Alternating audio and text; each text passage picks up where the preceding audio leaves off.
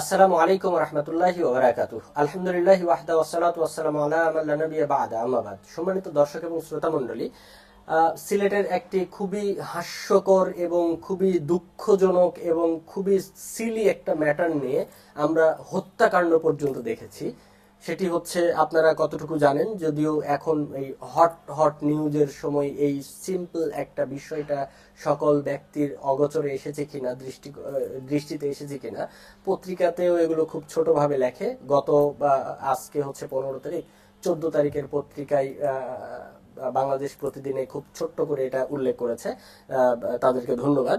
যে সিলেটে একটি ঘটনা ঘটেছে, যে রেস্টুরেন্টে গিয়ে চায়ের অর্ডার করেছে, সেই চা দিতে দেরি হওয়ার কারণে কর্মচারীকে হত্যা করেছে। আপনি একবার চিন্তা করেছেন আমাদের জেনারেশনটা কত উগ্র মেজাজের হয়ে যাচ্ছে, কত উগ্র হয়ে যাচ্ছে।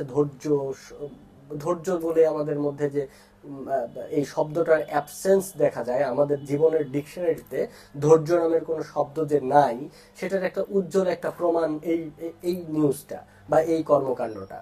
এই কারণেই আমরা যদি পারিবারিকভাবে আমার সন্তানকে সুন্দরভাবে গড়ে তুলতে না পারি, তাহলে এই সন্তানটা খুবই উগ্র বা বিশৃঙ্খল একটা পরিবেশ সৃষ্টি করবে যখন সে বড় হবে।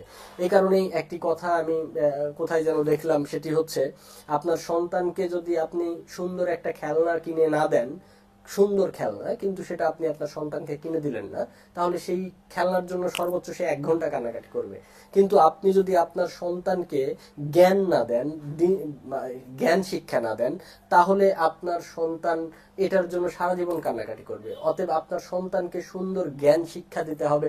আপনার সন্তান তাহলে দুনিয়াতে খুব ভালোভাবে লাইফ লিড করতে পারবে।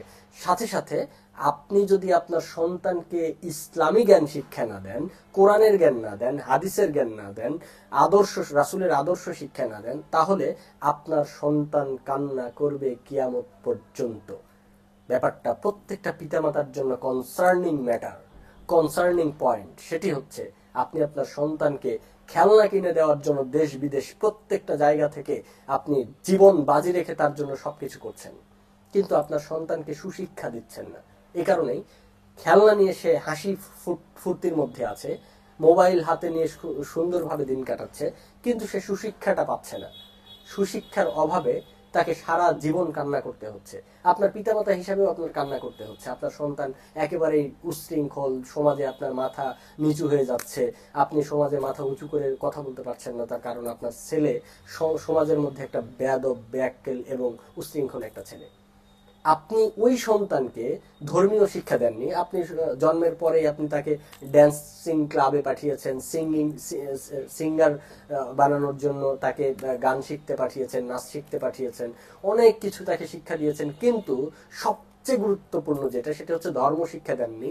এই ধর্ম শিক্ষা না দেওয়ার কারণে আপনার সন্তান কিয়ামত পর্যন্ত কান্না করবে।